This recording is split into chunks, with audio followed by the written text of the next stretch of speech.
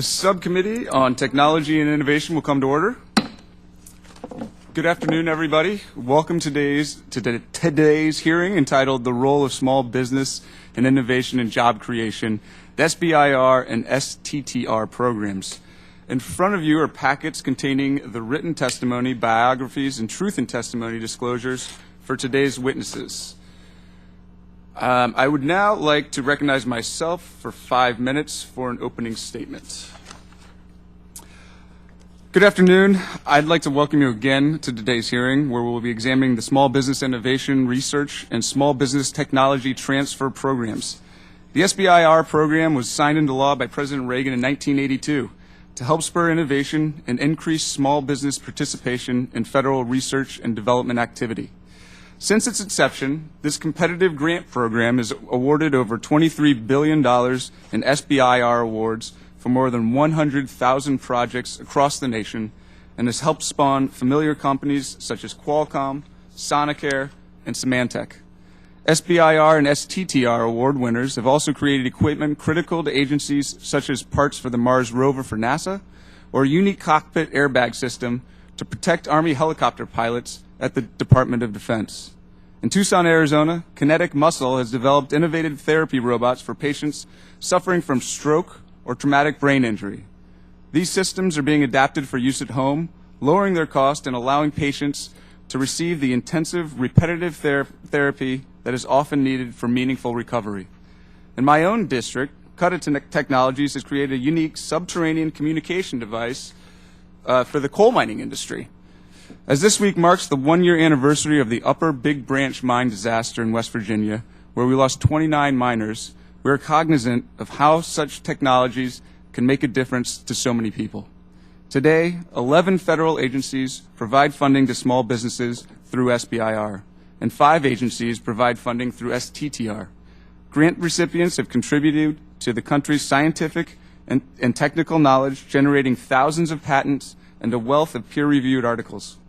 These small businesses have expanded innovation, helped grow our economy by creating thousands of jobs, and are assisting participating federal agencies to fulfill their mission. SBIR and STTR are unique in that they are examples of federal programs that have largely been successful and have received bipartisan support since their creation. The National Research Council's review of SBIR found that the program to be sound in concept and effective in practice, but also identified ways the program can be improved. For instance, our ability to effectively evaluate the programs is hampered by insufficient data collection and a lack of common measurement criteria among participating federal agencies. Improving these assessment tools is crucial to ensure the federal government is getting the greatest return on its investment. This is particularly necessary in today's budget environment. It is also important to examine if the current funding set-asides for the programs are appropriate, and whether the eligibility criteria for these programs should be expanded to allow majority-owned venture capital companies to compete for awards. Finally, I want to address the issue of how we measure commercialization. It is vital for SBIR and STTR awards to result in commercial technologies, but we must be mindful that some of these efforts are going to fail, and some companies will have to go back to the drawing board. If all projects are certain to succeed, then there's not sufficient justification for strong government involvement. While we look for ways to improve commercialization success, these programs must continue to support the innovators and entrepreneurs engaged in high-risk research and development. We have an excellent panel of witnesses before us who will discuss their experience with SBIR and STTR.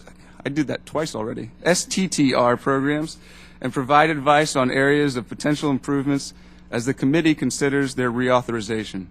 We will hear perspectives from private small businesses, a federal agency, a university representative, and from a member of a National Research Council committee, which conducted the most comprehensive review of the SBIR program to date. I'd like to extend my appreciation to each of our witnesses for taking the time and effort to appear before us today. Thanks again to our witnesses for their participation, and we look forward to hearing from you. With that, I now recognize the ranking member, the gentleman from Oregon, Mr. Wu, for his opening statement. Thank you very much, Mr. Chairman. And I just want to note that the alphabet soup of federal acronyms is something that trips the tongue up frequently. It does so to me also. And thank you very much for calling this very, very important hearing. I also want to thank the witnesses, some of whom have traveled a long distance to contribute to our discussion of this very important legislation. And I look forward to your testimony.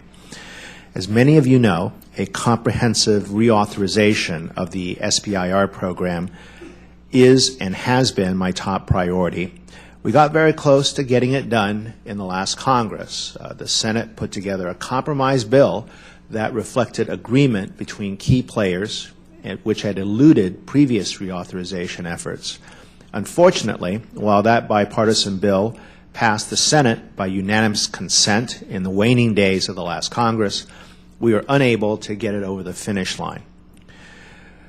In fact, it came down to the last day of the lame duck session. Now, as ranking member of this subcommittee, I remain as committed as ever to a long-term, comprehensive reauthorization of this very important legislation, and I look forward to working with Chairman Quayle, who has taken the reins of this very important subcommittee, and with our colleagues on the Small Business Committee in the coming months to make that a reality. And I do hope that we get this done quickly, because this bill, I think, will be the first important jobs legislation done by this Congress, and it's important to get it done early in this Congress for the good of the American people. This is because our economy is continuing a long, incremental, but slow recovery, and I think that it is absolutely vital to make this particular contribution. Small businesses are on the innovation front line, developing new technologies that will lead to new products and services in the market, more importantly, create high-wage private sector jobs and spur economic growth. I truly believe that small businesses are the key to getting our economy back on track and maintaining the technologic leadership of the United States in the future. The impact of a thriving small business sector cannot be overstated and must not be overlooked. And that is why it is so important that we find bipartisan consensus in this reauthorization. While the SBIR program is crucial to encouraging technological innovation by small businesses, it also plays an equally important role in meeting federal research and development needs, particularly in the national security sphere. Small businesses, represented by the two before us today, have been integral in driving research and development in areas that federal agencies cannot or do not perform, and thus developing technologies that are directly responsive to national needs. We now have a public discussion draft of an SBIR reauthorization bill which closely mirrors the bill we passed in the last Congress, both the House and the Senate. It represents the common ground that I believe exists on this issue. I'm eager to work with you, Chairman Quayle, in a bipartisan manner to get the bill ready for introduction through the committees of jurisdiction and to the floor of the House as quickly as possible. It's no secret that our constituents are looking to us for nonpartisan jobs legislation. I think SBIR is our first and best foot forward.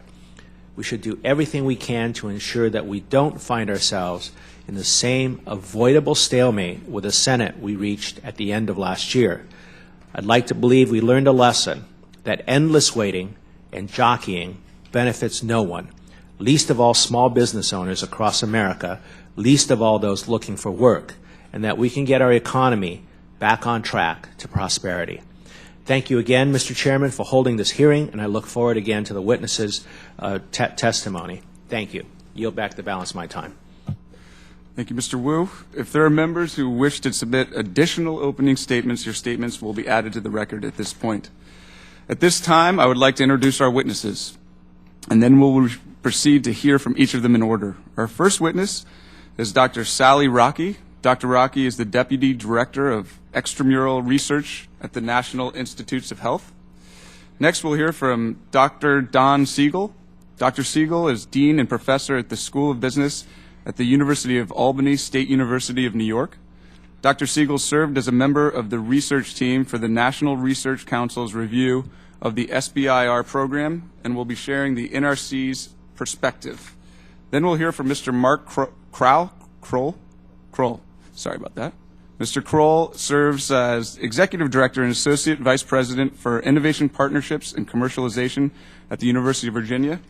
We are also privileged to hear from two business leaders whose companies have benefited from the SBIR program. First, we'll hear from Mr. Doug Limbaugh, who is the Chief Executive Officer at Kutta Technologies based in Phoenix, Arizona, my hometown. Finally, we will hear from Ms. Laura McKinney, who is President and CEO of Galois Incorporated. Thanks again to our witnesses for being here this morning. Now, as our witnesses should know, spoken testimony is limited to 5 minutes each. After all witnesses have spoken, members of the committee will have 5 minutes each to ask questions.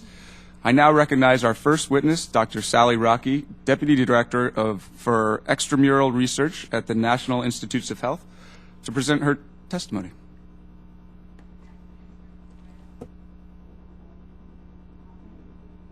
Get your mic, please. Good afternoon, and thank you for having me today. It's really an opportunity for me to talk to you about the National Institutes of Health's Small Business Innovation Research and Small Business Technology Transfer programs and the role they play in stimulating innovation and our economy. Among the 11 federal agencies that participate in the SBIR program, the NIH is one of the largest funders of this program, and we, of course, as you know, are the largest supporter of federal support of biomedical research. And the SBIR, STTR programs play a very critical component that feeds the innovation pipeline resulting in today's medical advances. The NIH SBIR STTR programs are ideally suited for creating research opportunities for U.S. small businesses to stimulate technological innovation. Part of the complex innovation systems, these programs provide dedicated funding for small businesses to conduct early-stage research and development to explore feasibility of innovative ideas that may eventually result in product or services that lead to better health for everyone. Our program is one of the means by which the NIH institutes and centers accomplish their research and development goals. And a key feature of the SBIR STTR program is that it's focused on commercialization of the research results, and that's very key. Thus, our programs serve to supplement much of the more basic and applied research that NIH also supports. The NIH SBIR STTR program supports projects in areas such as drug discovery, medical devices, which is a large component of our program, biosensors, nanotechnologies, imaging, bioengineering, behavioral research, health services, and technologies to reduce health disparities. Investigator-initiated ideas are the cornerstone of how NIH usually supports research in our research portfolio, and the SBIR program is also in this mix. So thus, we solicit applications on specific projects and topics, but we encourage small businesses to propose their own innovative ideas that are relevant to the mission of the NIH, so that those closest to the technology highway can drive the innovation. The NIH, in accordance with the current statute, must set aside 2.5% of its extramural research and development budget for SBIR and 0.3% for STTR. As you know, it's a two-phase program. The first phase is a feasibility project, and the second phase is a much longer continued research phase. The overall set-aside for NIH activities in 2010 was $690 million, including $616 million for SBIR and $74 million for STTR. It supported almost 700 Phase 1 awards and 250 Phase 2 awards to small businesses. Applications go through a very rigorous peer review process, very much like all of our NIH applications, and our funding decisions are based on the rating that it gets through the technical review, when it aligns with areas of high program relevance, program desire to balance among research areas, available funds, and of course, in the case of SBIR, its commercial potential. The number of applications and new firms participating in the program was on a downward trend between 2004 and 2009. However, the number of applications has increased dramatically in 2010, as did applications to other NIH programs. Thus, the award phase, the success rate of the SBIR program in 2010 for the first time in almost 6 years was actually lower than our other NIH programs. Since its inception in 1982, we've invested more than $5 billion at NIH in over 19,000 projects to over 5,000 small businesses. You're going to hear more from the NRC about their study, but of course the program is seen as a source of economic vitality and especially important as a source of new employment. And looking at job growth for SBIR awardees since the receipt of their award, the NRC found that the mean employment gain in the long term was about almost 30 full-time equivalent jobs. That was in the long term. And for these businesses during the project, they were able to hire 2.7 full-time equivalents and retain 2.2. That was just during the course of that particular project. So that does have much of an impact on the economy. NIH is continually focusing on ways to address the needs of the diverse small business community, different industry sectors, because we deal with many, and diverse product outcomes. NIH attributes the success where we have seen that about 50%, we calculate about 50% of our awards result in commercialization. And the effectiveness of this program is attributed to a number of factors, and one of which is the very flexible approach that we have to the program, which helps us adapt to changing science and research.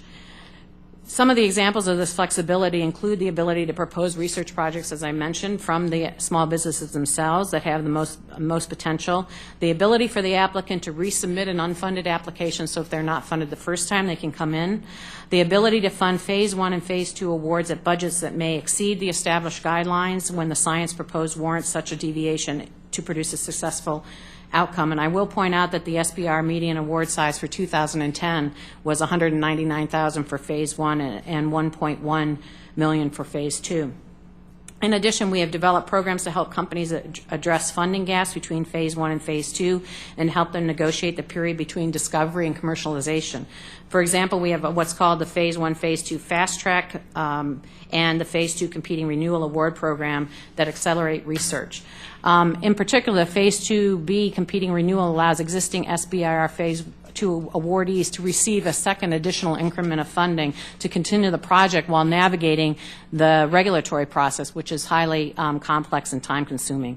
Additionally, we manage a suite of technical assistance programs, namely the Niche Assessment Program and the Commercialization Assistance Program, and if we have time, I can explain to you more about them.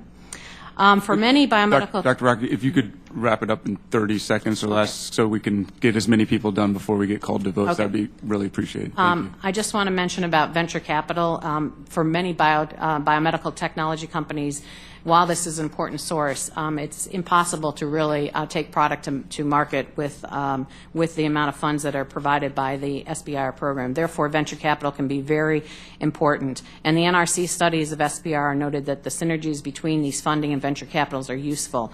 And therefore, even small businesses benefiting from venture capital funding may seek SBIR funding as a means to exploring this idea. So we are interested in the idea that venture capital can be included. So I thank you very much. I'll be happy to answer any questions. Great. Thanks, Dr. Rockey. And the chair now recognizes Dr. Don Siegel, Dean and Professor at the School of Business at SUNY Albany. Well, thank you. I'm a professor, so I have to have PowerPoint slides. I'm also an academic economist, and Ronald Reagan once said that an economist is someone who, upon observing that something works in practice, wonders whether it works in theory. And like many economists, I was inspired by the late Milton Friedman. And I know that sounds a little strange to use his name because I'm going to be advocating government intervention.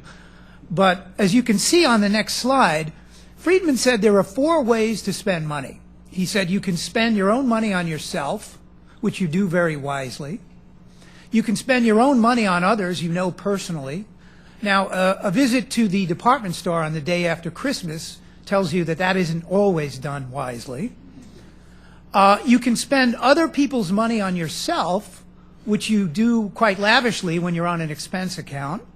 And then he would laugh and say, well, then there's a 4th category, and that's when you spend other people's money on people you don't know. And he would laugh and say that's what government does.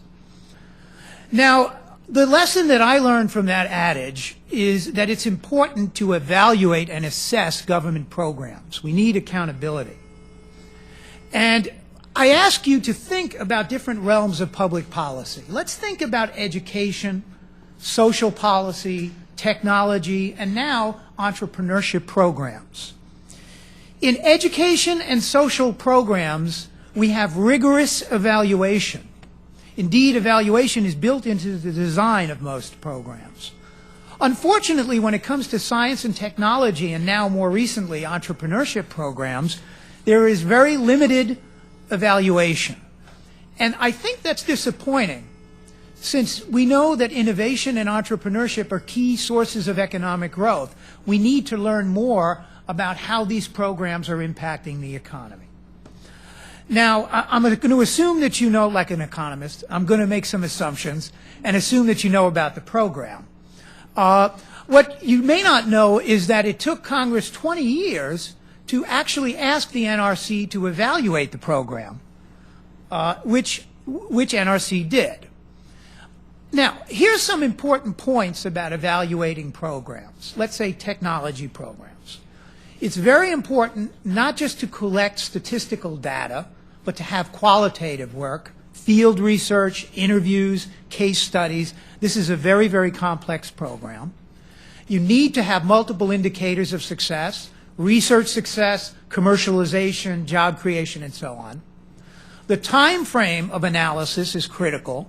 You have to be able to analyze the program over time, not just at one point in time, but over time. You have to have multiple indicators, and those indicators will vary depending on the unit of observation. From an evaluation standpoint, it's important to do a very rigorous econometric analysis, and also to have a control group, which we do in science, but is a little hard to do in this realm. Now, I am very pleased to report that the NRC SBIR evaluation has all of these elements and more. It was a very rigorously done study consisting of basically surveys of projects, of firms, surveys that were designed in consultation with program managers, with users of the program, with even people who were skeptical about the program. And so this is what led to the study. And the key findings of the study are that the program is effective. It's meeting its congressional objectives, stimulating technological innovation, encouraging participation by minorities and women. We could do a better job on that. I'll get back to that in a few minutes. Providing support for small innovative companies, and resolving some of the research questions that agencies want answered. What does success mean? Job and new firm creation, enabling federal agencies to advance their missions, creation of new products and intellectual property that firms can commercialize to make money, and limited success in financial markets. 47% of SBIR projects reach the marketplace, which is a very remarkable stylized fact. The committee found that SBIR's flexibility is a key strength in meeting the missions of multiple diverse agencies. The only area where significant improvement is required is increasing the participation and success of women and minorities. So, what does the committee recommend? That the program should be continued, flexibility should be preserved, innovation and experimentation across agencies should be encouraged, award sizes should be increased. It's important to reduce the cycle time between the application of a grant and the award to get the technologies out the door and in the marketplace, increasing, as I said before, the success of women and minorities, and increasing management funding for SBIR, which is a very important aspect of the program. However, in my view, the most important recommendation of the committee is that it's important to conduct, as I said before, rigorous, regular evaluations of the program. It's vital that the program be analyzed over time, that we not just have a snapshot of it, but that we have a so-called longitudinal or dynamic analysis of changes in the program over time. That is why the committee is now doing a second study analyzing the important problem of helping companies get over the so-called valley of death, so help them reach the marketplace, how to increase participation by women and minorities, how to leverage university-industry partnerships, which are very important in this program, how to streamline the application process, and more importantly, learning from some of the interesting state-level programs that have been designed to stimulate both innovation and entrepreneurship. I close on a personal note. Academic studies of SBIR, many of which have been based on NRC data, clearly indicate that involvement with universities enhances the probability of successful commercialization, no matter how you measure that. We need to understand that connection. We also need to understand the connection between SBIR and our national labs, which are huge players in science and technology. The national labs, for example, in California, are bigger than the University of California. We also need to know what the role is of property-based institutions like incubators, accelerators, and science and technology parks, where there has been substantial public investment, but again, very little analysis or evaluation. Again, I think the most important point is that I think it's important to continue support for the NRC's efforts to scrutinize this program. There is no one else that can do it, and I thank you for your time. Thank you, Dr. Siegel. And as you heard from all the bells and whistles, we have been called to vote. So I hope that you guys will have the patience to stick around. But this subcommittee will recess until 10 minutes after the last votes. Nice jobs. Good stuff. It's funny, I was just on the I was on the phone this morning with the I'm on the advisory.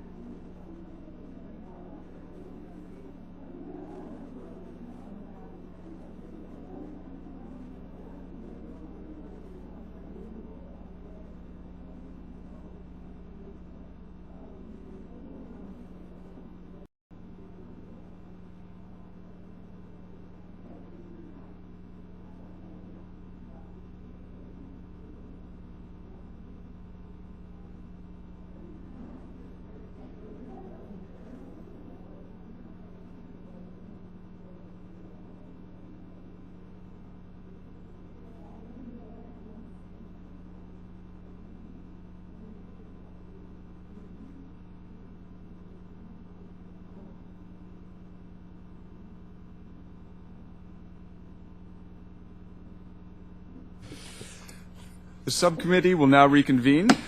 The chair now recognizes, but first, thanks for your patience. Sorry about that interruption. But the chair now recognizes Mr. Mark Crowell, Executive Director and Associate Vice President for Innovation Partnerships and Commercialization at University of Virginia for 5 minutes.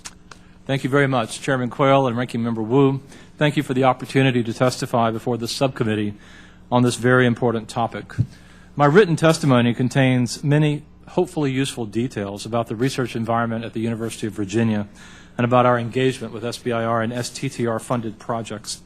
In the interest of time, however, I want to immediately launch into answering the questions that you posed to me in your letter inviting me to testify today. The first question you asked me to address was to provide my views on the role of the university in the SBIR and STTR programs and how it relates to university technology transfer. As a 24-year veteran directing technology transfer offices, including Mr. Chairman at Duke and at UNC, I would say that I know you're a Duke alum. I would say that our friends in the venture capital industry remain important partners in our innovation and commercialization efforts. But at the same time, I recognize that their reality involves shorter return horizons, higher levels of risk avoidance, and the need to invest higher dollar amounts to accelerate innovations toward the market, therefore placing most venture capitalists much further downstream than where university deals tend to be. The availability of SBIR and STTR funding to help de-risk such startup companies in preparation for downstream venture capital investment is more important than ever to those of us who are charged with creating startup companies around university inventions. I'd like to, for a second, provide a quick example of how SBIR and STTR funding has helped to accelerate the amazing growth, opportunity, and potential societal benefit around research developed at UVA. Adenosine Therapeutics was founded in 1999 based on research in UVA School of Medicine. The company's development pipeline included promising compounds for treating cancer, diabetes, CNS diseases, and other afflictions. In less than 9 years, rocket speed in the drug development world, adenosine was acquired by a larger company, Clinical Data. Its battle-tested CEO remained in Charlottesville and is now a serial entrepreneur, being the CEO of a new UVA startup that just landed $4.1 million in venture capital. The company maintains a significant presence in Charlottesville even as this growth has occurred, and several of their promising compounds are nearing market approval. We're serious at UVA about starting more companies like adenosine to commercialize our research, and we need tools like SBIR and STTR to continue to be successful.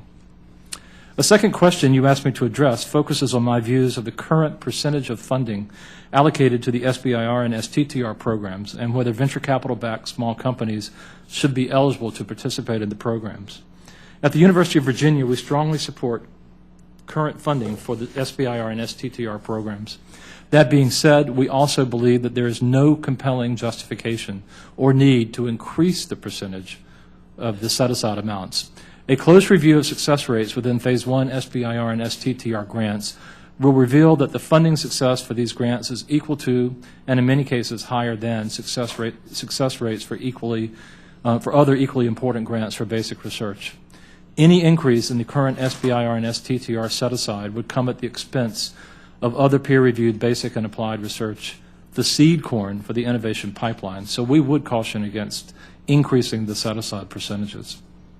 We also support the eligibility of companies backed with significant venture capital investments to apply for funding under the SBIR and STTR programs. Companies which have secured substantial venture backing, by definition, will have undergone significant due diligence evaluation by investors and could be assumed to be on a more certain path to success. Depriving such promising companies an opportunity to compete for sources of co-investment of de-risking capital seems contrary to common sense and public policy. So we recommend removing any restrictions on the ability of such companies to apply. The final question I was asked to address concerns what recommendations I would make to improve these programs. The maximum per award funding amounts allowed under Phase 1 and Phase 2 awards should be increased to reflect renewed importance of this initiative, as well as to reflect the effects of inflation over the years.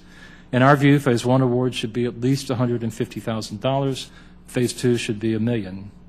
We also would recommend incorporating sufficient flexibility in determining the precise award amount so that SBIR and STTR program officers would have the freedom to increase each award up to 20% of the published cap when exceptional circumstances and high impact opportunity are deemed to be represented in a particular funding award. In another area, restrictions related to conflict of interest should be examined, and where feasible, flexibility should be added to make it easier for researchers with disclosed and manageable conflicts of interest to participate in SBIR and STTR-backed companies. Further, we would encourage that additional flexibility would be built into the SBIR and STTR programs by developing a way to enable agencies to use a portion of these funds to directly support additional proof of concept work. Europe has recently launched just such a program, and I think it is important that we here in the U.S. find a way to fill this existing funding gap in the innovation pipeline relating to a lack of proof of concept funds. UVA is one university which has recently demonstrated tremendous success and impact in doing so through the Coulter Translational Partnership, with audited results indicating tremendous success and return on investment of these very proof of concept funds that I'm advocating. Before closing, I would like to point out that my written testimony contains other suggestions for improvements in these programs, including a modest suggestion for setting aside some funds for more rigorous and consistent evaluation and assessment of the type that Dr. Siegel has just recommended. I'd like to thank the subcommittee, especially the chair and the ranking member, for your support of these programs, particularly during these tough budgetary times. We understand that funding is greatly constrained, and I hope you will agree that innovation and commercialization of university research serve the public good while promoting the creation of new products, new companies, and new jobs.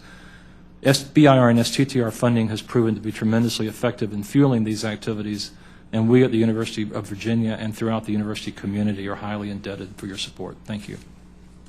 Thank you, Mr. Crowell. The chair now recognizes Mr. Doug Limbaugh, CEO of Kutta Technologies, for 5 minutes. Thank you, Chairman Quayle, Ranking Congressman Wu, and all other committee members for having me here to testify in regards to the SBIR reauthorization. I am the CEO and co-owner of Kutta Technologies. We've been in business since 2001. My business partner and I, Matthew Savoca, started in a 10 by 10 corner of my house back in 2001. We rapidly grew to about 12 employees. So imagine 12 employees in your house. Imagine customers calling and wanting to come to town and visit you at the same time that didn't know you were that small. And imagine your parents deciding they wanted to pay you a visit also. We turned that into a positive with my mom cooking food for everybody and talking to them and telling them, and your parents like to brag about you, telling them all about me and some stories that I didn't want them to hear. But I digress, but I want to get back on track because we've been in business. We didn't start doing SBIRs until 2003. Since then, we've won 13 Phase 1 grants, 11 Phase 2 grants for a total of $8.5 million in funding. Additionally, we have received over just about $20 million in DoD sales and commercialization. That will also continue to, that number will continue to grow as some of our products become inserted into DoD program of records in the future. One also thing that I want to emphasize, we employ over 24 engineers and scientists within our company. Not a big number, but all those engineers and scientists, when you look at the average wage, is over $100,000 a year. We provide full health care benefits, 401k, and profit sharing, and we never have a shortage of people knocking on our doors wanting to come to work for our small business because we do such cool things. And that is as a result of our SBIR-based technology. Also, we achieved one of our strategic goals this year of winning the Tibbetts Award for Excellence in the SBIR program. That gave me an opportunity to talk to a lot of other small businesses in the community, and also will be part of my recommendations to the panel, what I learned from those meetings and also from firsthand experience. I also just want to talk briefly about some of the game-changing technologies that we have created at Kutta. Mainly, we have invented a revolutionary new way to control UAVs, and our technology will be inserted into a DoD program of record at the end of this year or the beginning of next year, and it will totally change the way the Army and the Armed Forces use UAVs on the battlefield. It will revolutionize it. It will also provide better, more accurate, and timely information to soldiers on the battlefield, and also reduce, we believe, a number of deaths and wounded in action due to improvised explosive devices. We also, as Chairman Quayle expressed in his open testimony, we also have invented a revolutionary new way for coal mining communications. After the Siegel incident happened in 2006, the MSHA, Mine Safety Health Administration, did a demonstration and looked at 10 different technologies. By far, we had the best technology that was created out of a $70,000 Phase 1 grant. At that time, they didn't realize the communications that we could provide in the mining industry were even possible. Now today, we're getting over 6 miles non-line of sight communication in a coal mine with our technologies. It's being sold to the biggest U.S. coal companies here in the United States, and we are exporting that to India, China, and around the world. My main recommendations for the SBIR panel are obviously shortening the time to award. Everybody has that. Everybody suffers from the fact that it takes so long to get notified and then also get the contract for the Phase 1. I would say that it's more important to shorten the time of award for a Phase 2 because you already have the work, and sometimes just waiting a long time to get that Phase 2 award can be very detrimental to a small business just starting out that doesn't have cash flow, doesn't have the expertise or the assets in order to acquire short-term loans or lines of credit from the business. Other main recommendation is within the DoD a more centralized contracting process. There's a lot of folks in the DoD and the contracting departments that don't understand SBIRs, see them as a tax on their organization, and would just like to get rid of them altogether. The other big thing that I want to emphasize before my time is up is be very careful about allowing venture capitalists, and this may be where I differ from many other panel members. I think that venture capitalism could also be very detrimental to the small business and the intent of the SBIR program as it started, in the sense that what would the way I look at it and the way many of my colleagues in the business look at it, especially within the DoD, is what would prevent a large prime contractor from setting up a VC shell company and basically gobbling up all the SBIRs by just loading them up and then transition to the technology. I will also think that you will end up spending more money. The DoD especially will end up spending more money on technology created out of the SBIR than if it wasn't funded by VCs. Thank you. Thank you, Mr. Limbaugh. The chair now recognizes our final witness, Ms. McKinney, who's the president and CEO of Galois Incorporated. I'll recognize you for 5 minutes. Good afternoon, Chairman Quayle, Ranking Member Wu, and members of the committee. It is an honor to appear to you today to testify about the role that the SBIR program has played in Galois business and its effectiveness in promoting innovation. Let me begin by thanking the members of the committee for promoting policies that assist the growth and innovative contributions of small businesses in this country. You are to be commended for your support to programs such as SBIR. My testimony is based solely on what Galois knows directly. Our experiences may be unique or may generalize. We acknowledge the excellent work of the National Research Council and others who bring a broader viewpoint about what might best apply in the larger context and community. Galois is a 10-year-old small business located in Portland, Oregon. Our mission is creating trustworthiness in critical systems. We transform computer science research into practice to address urgent problems with safety and security software. You can think of Galois as a vital part of the supply chain that takes relatively new research technology up the hill through feasibility proof and operational demonstration stages. Galois' roots were in a 1990s Air Force research project undertaken by the Oregon Graduate Institute, a technical, research-focused graduate school. This project and the visionary leadership of the Air Force program managers provided a model for many of the elements necessary to achieve technology transition. However, despite the emphasis on transition, superior technology, and a viable implementation, the results failed to reach deployment and bring operational value. There was one critical link missing that prevented the ultimate deployment of the system, a commercially motivated entity to bring the mature prototype into use. Despite significant interest and commitment, the effort was simply outside the mission of OGI as an educational research institute. It was a source of significant frustration to many team members that this valuable technology was essentially abandoned. When an opportunity arose several years later with a similarly structured research effort with the intelligence community, Dr. John Launchbury, the founder of CEO, used the lessons learned under the project with Galois. When we founded the company based on a mission with technology transition as a focus. The results of that intelligence community project are in operational use today. Galois revenues are generated through collaborative research projects, transition support, and licensing of technologies to product companies. Approximately 17% of current Galois revenues are from SBIR, making the SBIR program a modest but highly leveraged part of our business. For Oregon, with its geographic challenges, the SBIR program enhances access to U.S. government agencies with operational needs, leading to results and further funding both within and outside of the SBIR program. The frequent release of new SBIR topics from government agencies enables Galois to survey areas of work that would serve critical emerging needs. The SBIR program enables research transition across government agencies. Results generated under the sponsorship of one government agency are applied to problems elsewhere. The SBIR program encourages quality operational research, which is distinct in pace and focus from the kind of research done within labs and at universities. There's a dynamic ebb and flow of small companies which have to respond rapidly to emerging needs and emerging techniques.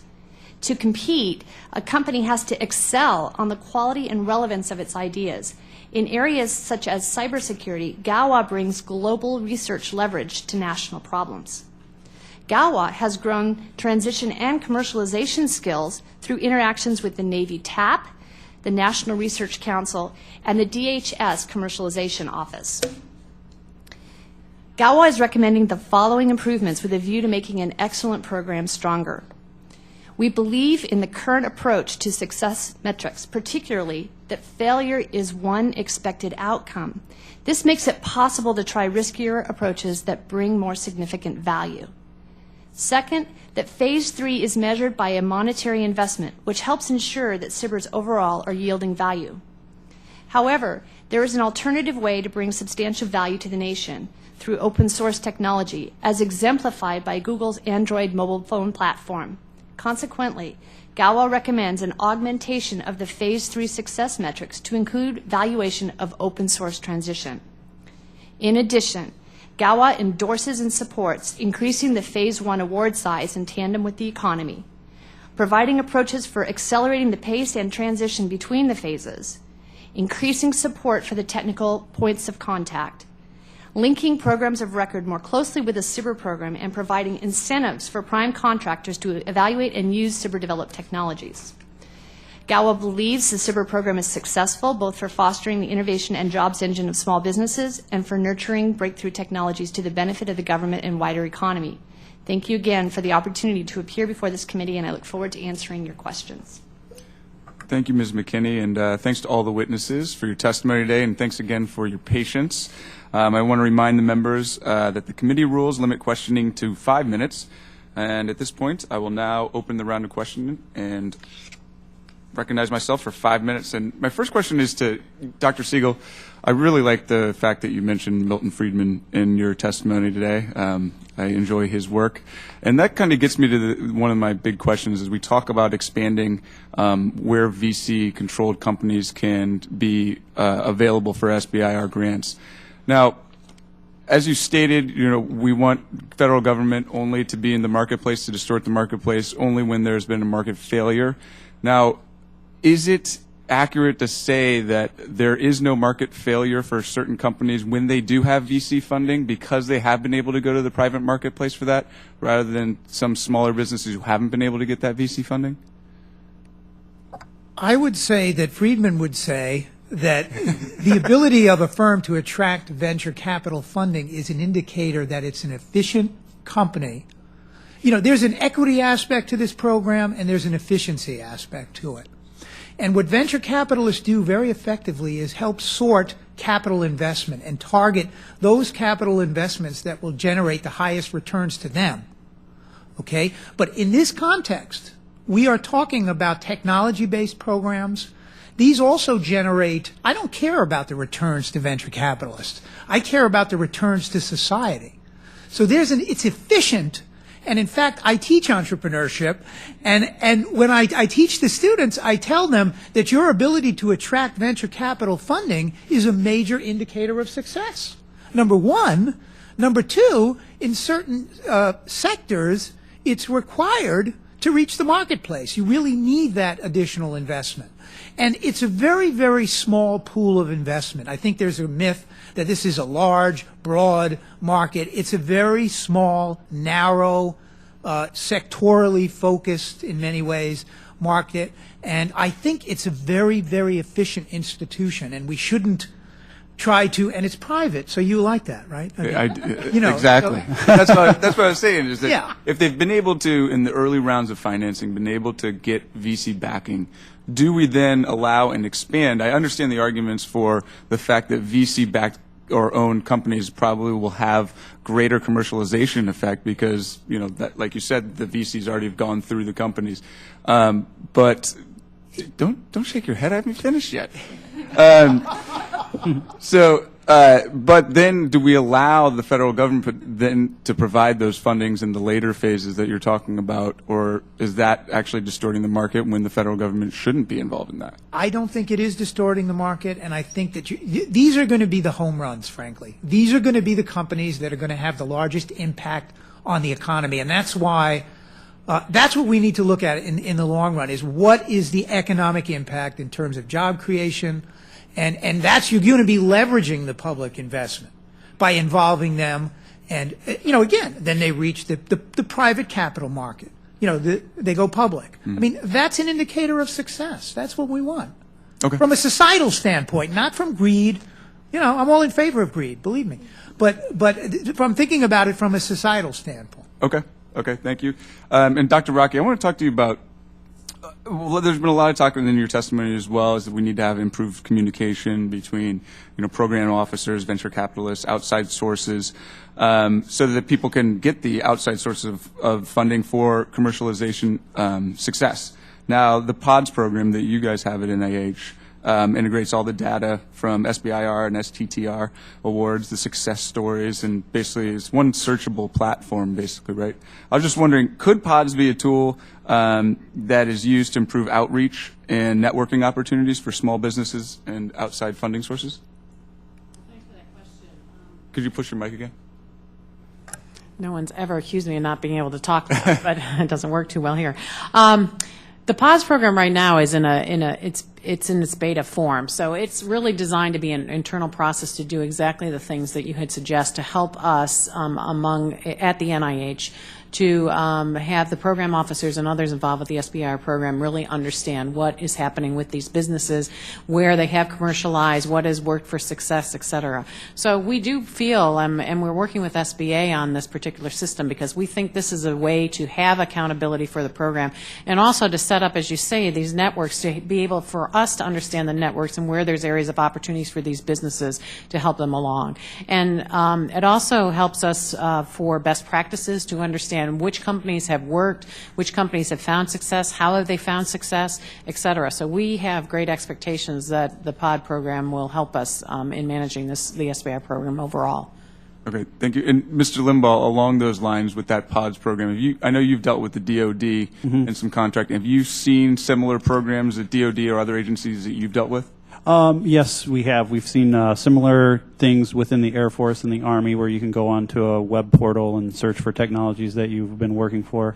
I don't know how successful that has been in helping commercialize technologies. I think it's still the onus of one on the small business to really go out and find a customer or your current program managers that you're dealing with.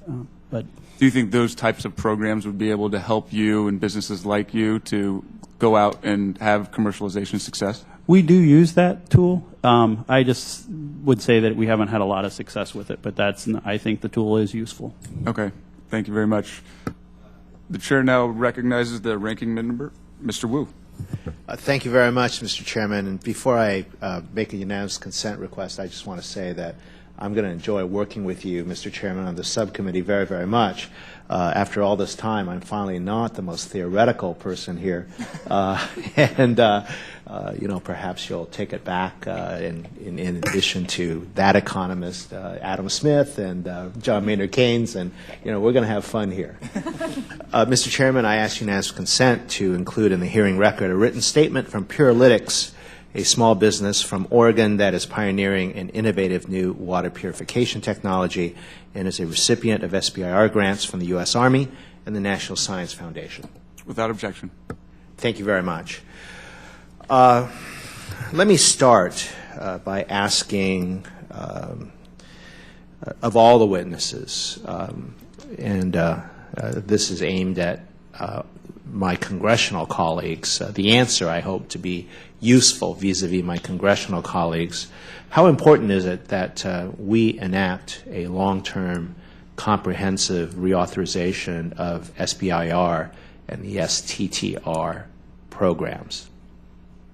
And the question is, how important is speed? Because we came this close in December, and it's either now or 6 months from now or maybe the next Congress. How important is speed?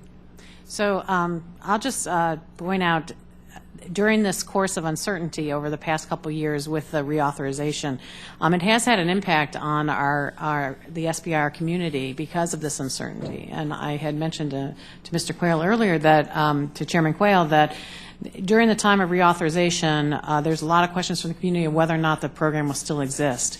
In some ways, that generated more applications because there were individuals who were afraid that the program would go away, and so they quickly submitted applications. But the program for NIH is extraordinarily vital, as it does provide that later piece of the pipeline to get things to commercialization. So for us, having a program where it's stable, where we have a long-term reauthorization that has provided some flexibility for us is of utmost importance. Yeah, I would just echo that and say it's vital. I would say it's vital that we do it and that we do it fast. As universities are looked to, for example, more and more to help stimulate local economic development and job growth, this is a tool that's extremely effective in helping us achieve that goal. We're waiting on a couple Phase 2 awards that probably would benefit from a quick reauthorization. Likewise. Terrific. Thank you very much. Dr. Rockey, and this is really for the benefit of Chairman Quayle's colleague from Arizona, who commendably is consistent in his opposition to earmarks. And his concern is that there are earmarks in the SBIR program, and I have defended this program on the floor in floor debate, maintaining to him that these are all peer-reviewed based on merit, etc. Dr. Rockey, you first. Anyone else who wants to follow on, if the chairman permits a little additional time, could you further address the peer review, merit review process and whether this is in any way a congressionally directed award program or not? So I would say that NIH as a whole has been free of earmarks. The SBIR program, along with other programs within NIH, all go through a very extraordinarily vigorous peer review process. The small businesses as well as the regular research programs with our academic partners. It's a two-phase program, a two-phase peer review that looks at technical merits as well as aligning the applications with the priorities of the institutes and centers. In the case of small business, on top of that, there is an assessment of the potential for commercialization. And virtually all our applications go through this rigorous process. So the outcome of the application is based on its quality, its technical quality, its alignment with strategic goals, and as well as potential for commercialization. To the best of my knowledge, there are no earmarks in the SBIR program. I'll just say very quickly that the peer review, in my view, is one of the strengths in terms of and leveraging not just VCs but quite a number of states to put up matching funds where they have no additional peer review process of their own. They trust this process so much. I think it's true that the SBIR and STTR is not earmark per se, but there are a lot of small businesses within the DoD community that get earmarks for their SBIR technology. And if you're competing with a company, that is post SBIR. Post SBIR. Thank you. Yes, post SBIR. Important to be clear about that. Okay. Post SBIR, that really can upset the competitive balance when you're competing against another company that just got a $1 million, $2 million earmark. We've not, in our experience, ever seen any kind of pre-selection or earmark in any of the evaluations that we've been party to or observed, and actually been quite impressed with the rigor and dispassion that happens in the course of evaluating SBIRs. Thank you very much, and thank you very much, Mr. Chairman. Thank you. And now the chair recognizes the gentlelady from Illinois, Mrs. Biggert. Thank you, Mr. Chairman, and thank you for holding this excellent subcommittee hearing. I think that the witnesses have been really good, and I think it's something that we all need to address if we're going to be able to find the innovation and the creativity to create the jobs that are so important in the private sector. You are going to create them, not us. But as a member representing a national lab and dozens of healthcare and energy spin-off companies, I know how valuable the SBIR and STTR programs are to local job creation. And as we work to reauthorize and reform SBIR, I don't want us to take our eye off the ball in terms of positive economic effects the SBIR and STTR programs can have on our economy. And so I have a couple of questions. In your opinion, is the current 2.5 and the 0.3% set aside from a federal agency's extramural research and development budget an appropriate amount for SBIR and STTR programs, respectively? And what would be the effect of either an increase or a decrease in the set-aside amounts? Dr. Rockey.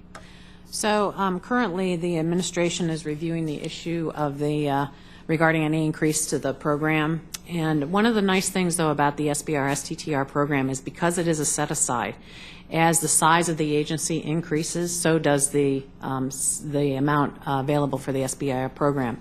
As an example, the NIH went through a doubling from 1998 to 2003, and during that time, the small business programs doubled as well. So, however, NIH is expected to have flat budgets for the future, and the current set-aside will compete with the scarce resources needed for all of the NIH programs, and will affect, so we have to take that into consideration. I think Mr. Wu will remember that in 2009, I testified before the same committee and answered the question by saying that the current levels are appropriate to meet the mission of the NIH and to support innovation in the small business community. Okay, thank you. Dr. Siegel? I would say the NRC does not have an official position on this, but some universities I think might. This is just your opinion. Yeah, some universities might oppose that because they would view it as a zero-sum game. They would say that if a higher percentage of the research budget at the agency is going to this program, it would be taken away from initiatives and programs that they would be using the money for.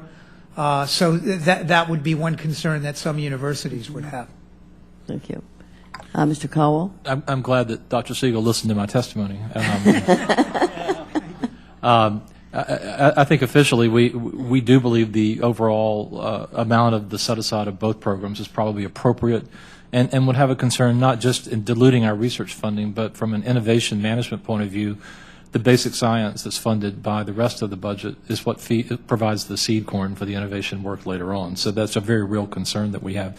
That being said, try to be a little more responsive and a little more granular, I personally, I can't say this is UVA's position, I personally would be interested at looking at the STTR percentage to see if the flexibility or the wall between the two programs might be made a little more the barrier may be lowered and made it easier for the STTR program makes it so much easier for a university to participate in developing early stage technology with commercial potential. So if there was some way to add flexibility, to change the relative balance of the set-asides, to make more STTR-like procedures apply to the whole pool or to a larger piece of the pool, we would be very supportive of that.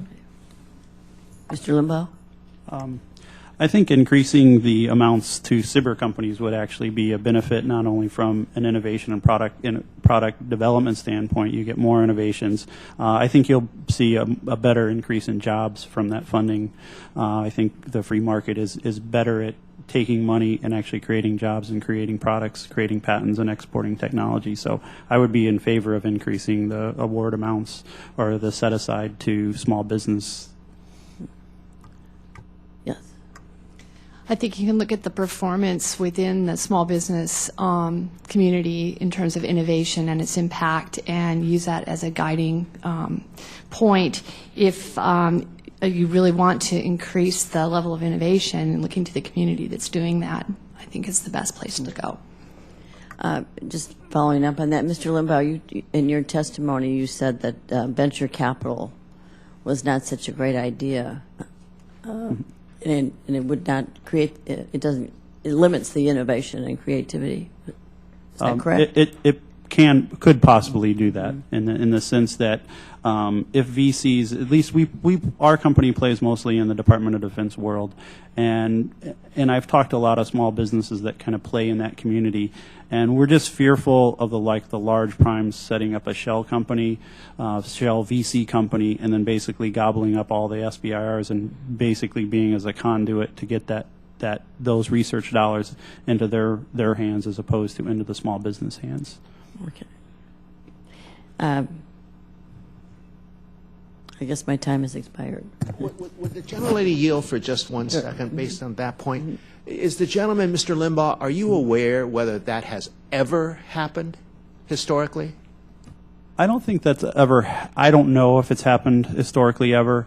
I guess what I'm also thinking is that from a small business standpoint, there's nothing that prevents a company nowadays that has a phase 2 technology and starting another company and getting VC funding to back that other company if it's such a great idea?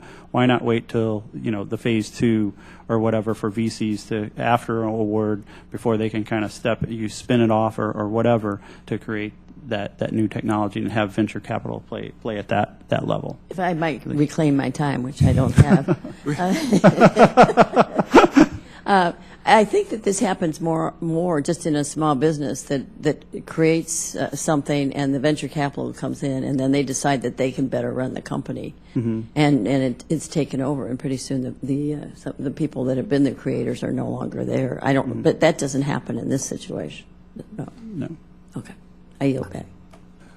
The chair now recognizes the gentleman from New Mexico, Mr. Lujan, for 5 minutes. Mr. Chairman, thank you very much, and I very much appreciate the conversation and the hearing, and again, thank you as well. And like Ms. Biggert, I also share a passion for our national labs, New Mexico having 2 of them, one in my district. And as we engage in this conversation, please don't misunderstand my wanting to concentrate on STTR programs as not supporting SBIR. I think that they're good programs and they're strong programs. But with that, I'm very interested in technology transfer. And myself and a few colleagues here are having a conversation. Mr. Wolf has been willing to work together to be able to develop a tech transfer caucus. And we're quickly understanding, as through the conversations that we have with our colleagues, with our constituents, with experts, small business owners, entrepreneurs, inventors, and everyone that's part of that process, that you have to include the aspect of commercialization, maturation. You have to look to see what needs to be done from a seed perspective and understanding where these ideas come from, and oftentimes how disappointing it is when we have these great ideas that can't make it out the door behind the wall of some of our institutions to get into the hands of entrepreneurs, and to see what we can do when our entrepreneurs have these fabulous ideas to get behind that wall and use that computing capacity, that modeling capacity, to have that breakthrough of whatever it may be, which is why I'm so very passionate about CRADAs, Cooperative Research and Development Agreements, which we saw as a success in the 1990s, but we saw deteriorate over years as funding disappeared. We're looking to see what we can do to encourage that kind of relationship. We were encouraged with the announcement this last week by Secretary Chu with the Startup America initiative, where the idea is to make it easier to license technologies through DOE's national labs through reducing fees as well as reducing or streamlining paperwork. We need to do more. That's a good step, but we want to hear from you and what that more is. So with that being said, as we talk about STTR, and I'm glad that the last question was asked pertaining to the level of funding, because when we look at 0.3% associated with funding with STTR, and I'd be glad if someone could show me of recent studies associated with the program, all that I was able to find was a 2001 GAO report, which was used for the 2001 reauthorization of the program.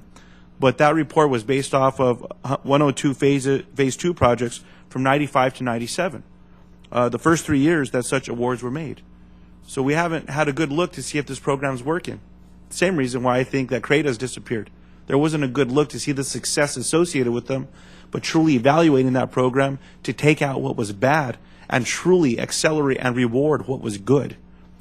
Respecting very much and agreeing that the best thing we can use with these dollars is see what we can do to get these ideas in the hands of small businesses, of the smartest people we have in America, and what I like to think as ingenuity as part of the human soul with this great nation of ours. What can we do to make that happen? And so I apologize for using so much of my time with describing that and talking about this with the passion that we all have for it. And quite honestly, Mr. Chairman, I'm saddened that this hearing is not full of people. When we talk about getting the economy back on track in this great nation of ours, unleashing the capacity in our universities and in our national labs, and combining that with the ingenuity with our small businesses, we should be able to quickly accelerate what we're able to do to get the economy churning again. And Mr. Chairman, rather than, I think, engaging in questions, and I'll see if there's a second round of questions, and I'll wait to ask a few questions then, but I'll simply add this. Not understanding the constraints of requesting unanimous consent to submit a book to the record, but with that being said, I will do my best to see what approvals we need to be able to do that, or at least maybe get some excerpts out of it. I was recently engaged in a conversation with a few people around manufacturing and tech transfer. And someone that works with Dow Chemical gave me a book that their CEO, Andrew Liveris, wrote. And it's called Make It in America, The Case for Reinventing the Economy. And it also lays out the foundation that we have to reestablish our manufacturing base in this great nation of ours, which will help spur innovation as well. Because I certainly believe we need to be doing more to invent things here in this country. But we also have to do more to be able to manufacture them. So that when you have those manufacturers, the people that are building it on that assembly line, and you're looking to see how you can make that product stronger and smarter, that's what we should be doing. And although people may not think of this as high tech or tech transfer, but all these smartphones that we walk around with today, in 2008, if my numbers are correct, 1.2 billion phones were sold worldwide. Not a one was built in the United States. We see what has happened to smartphones from 2008 to 2011. And to make sure that we're pushing that ingenuity here at home is why you are so important to this debate. So, Mr. Chairman, thank you for indulging me with going over the time, but I look forward to this questioning and developing the policy around this, because this is going to be one of the key drivers of what makes this economy strong and makes America stronger than what it is today. Thank you, Mr. Lujan. The chair now recognizes the gentleman from Maryland, Mr. Sarbanes, for 5 minutes.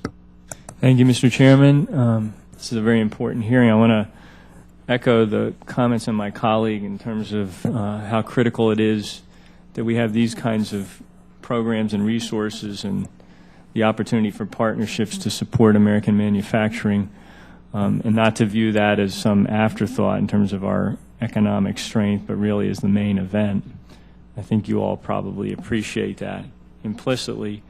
Before I forget, I do have a letter. I've talked to your staff, Mr. Chairman, about entering this in the record, and so I'd ask unanimous consent. This is a letter from executives of the U.S. Small Biotech and Medical Device Association, and they have a number of members in Maryland. Maryland was actually a driving force in establishing this particular coalition, the Small Biotech Business Coalition. They have a letter they'd like to enter into the record without objection. I'd like to do that.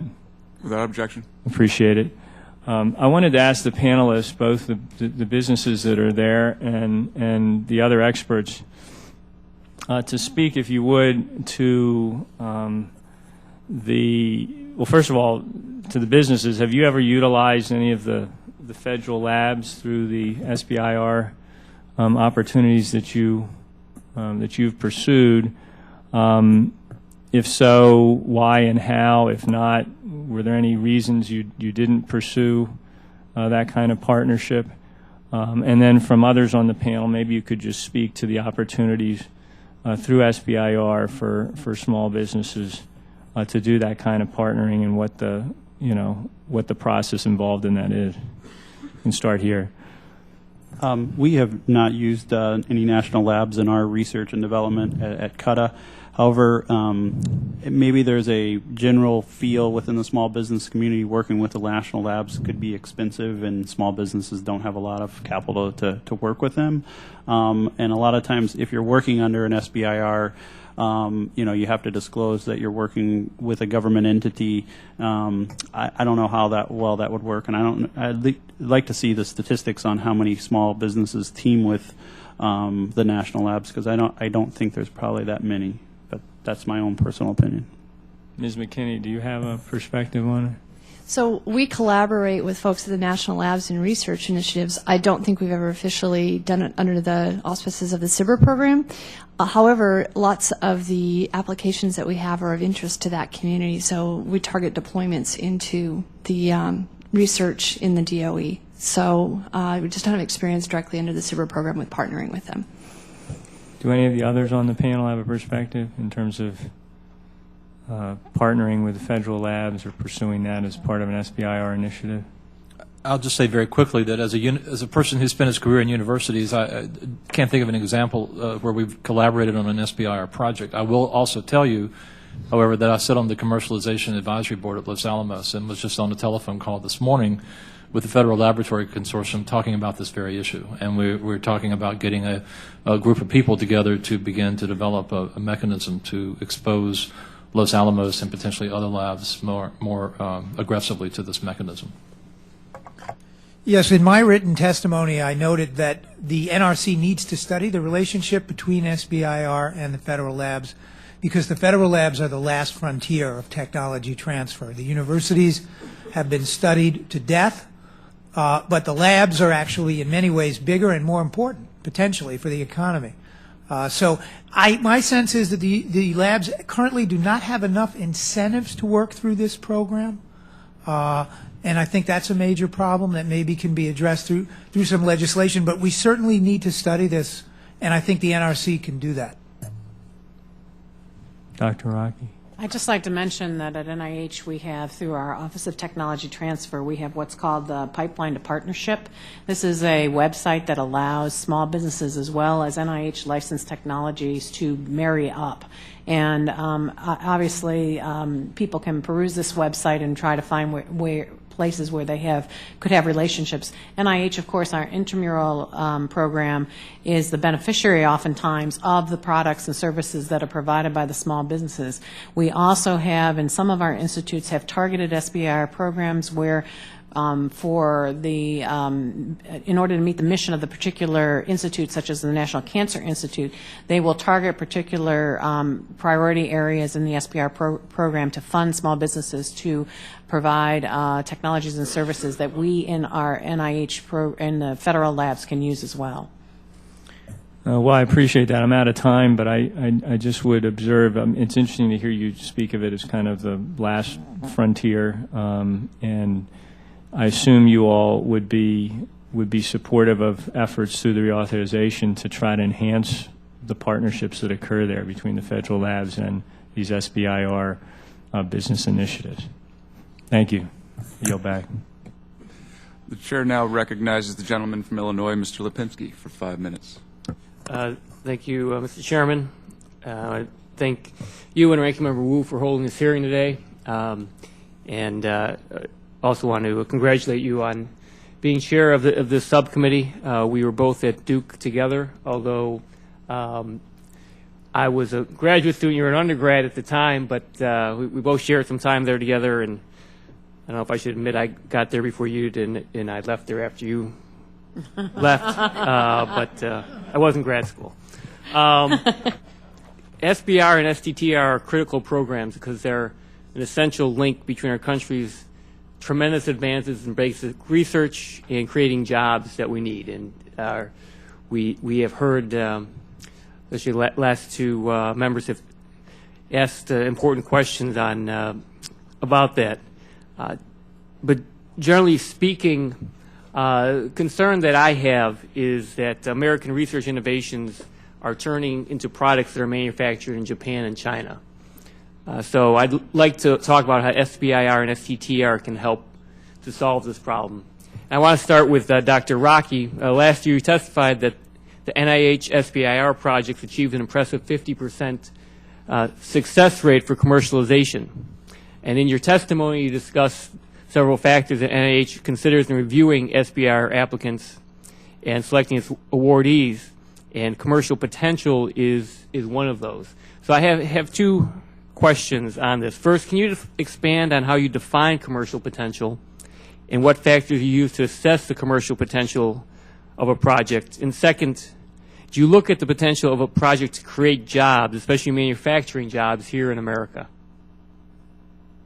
Thank you very much for that question. So we do assess the potential commercialization. We look at such things as the value of the project. We look at the company itself. It's the markets that are available for this particular idea or project, the intellectual property, and what's potentially there for protection, financial plans, et cetera. Because this is oftentimes early stage, we don't necessarily look at what the economic impact as far as jobs will be, but our desire is that with commercialization, and because we're a knowledge-based society here at NIH, and the biomedical research or the biomedical market is so dependent on this knowledge base that, that it's an economic driver, and thus by supporting projects that will eventually lead to commercialization, we will result in helping the economy thrive.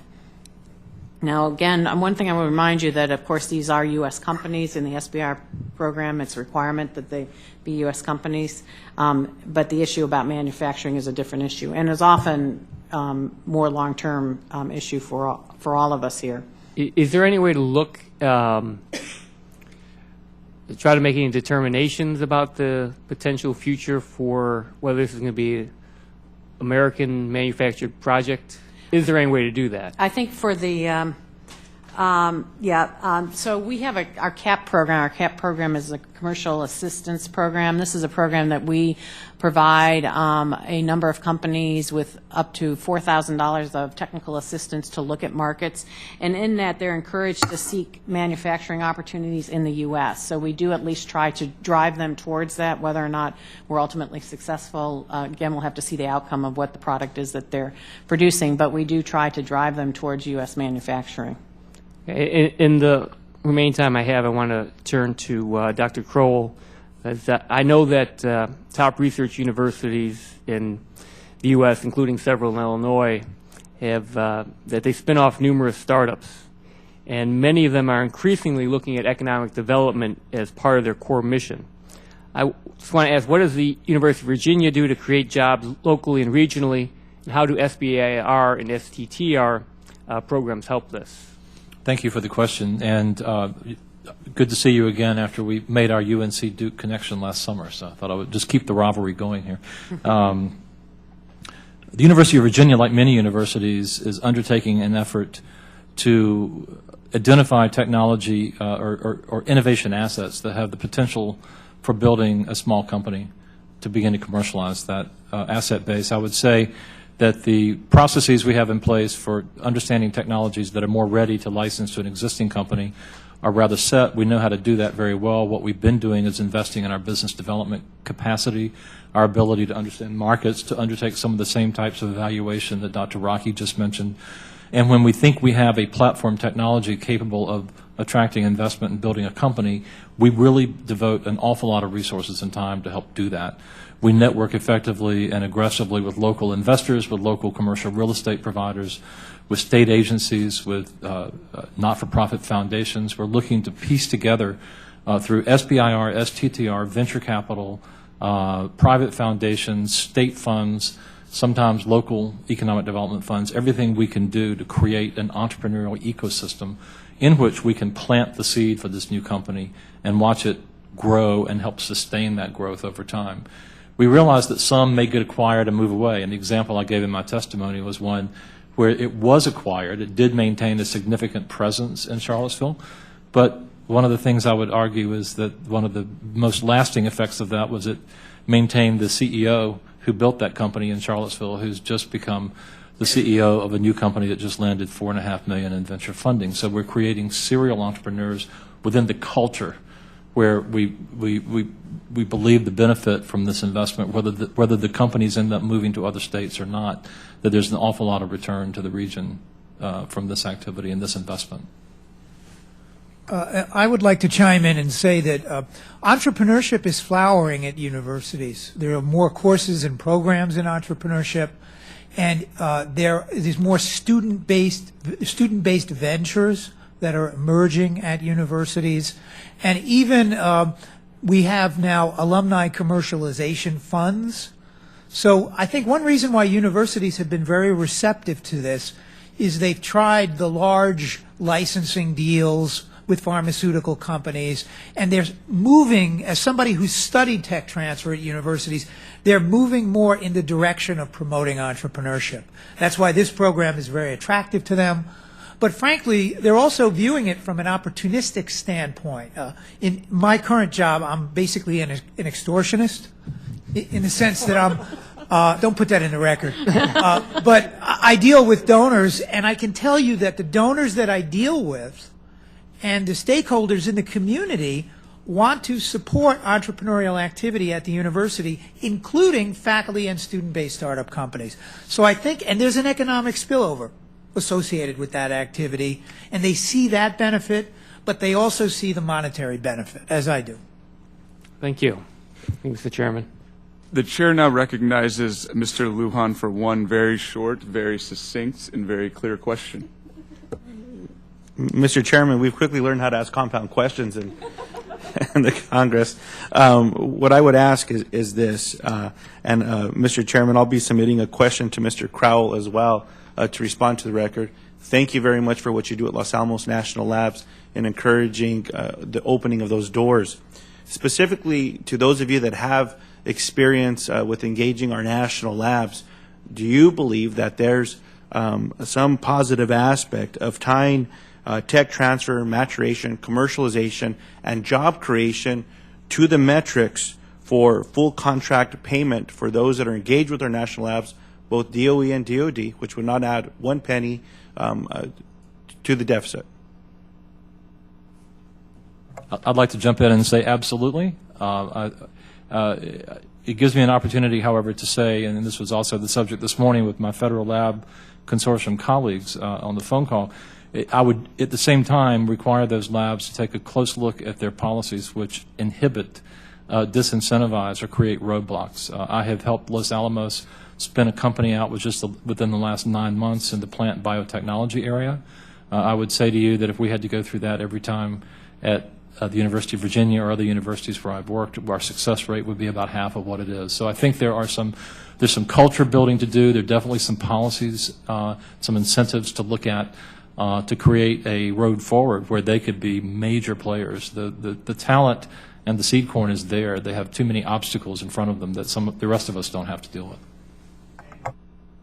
I would say that what we also need to do is collect more data from the federal labs. One of the most interesting organizations is the one that Mark ran for a while, called the Association of University Technology Managers. And they started collecting data from universities on various metrics like patenting, licensing, startups, and all those kinds of measures that lead to economic growth and development. And we're not doing that currently. The FLC is not doing that. And I think we should try to find some institution that would, maybe NRC, that would collect those data so that we can evaluate. And once you evaluate people, once you start collecting those metrics, there's competition and people want to, do better along those dimensions. It's natural. Mr. Chairman, if anyone else has a response, please submit it in writing. I want to be respectful of time, and I yield back my time. Thank you. Without objection. I want to thank the witnesses for their very valuable testimony and for their patience today.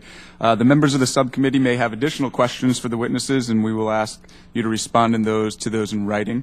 The record will remain open for 2 weeks for additional comments and statements from members. The witnesses are excused. Thank you all for coming, and this hearing is adjourned. Thank you.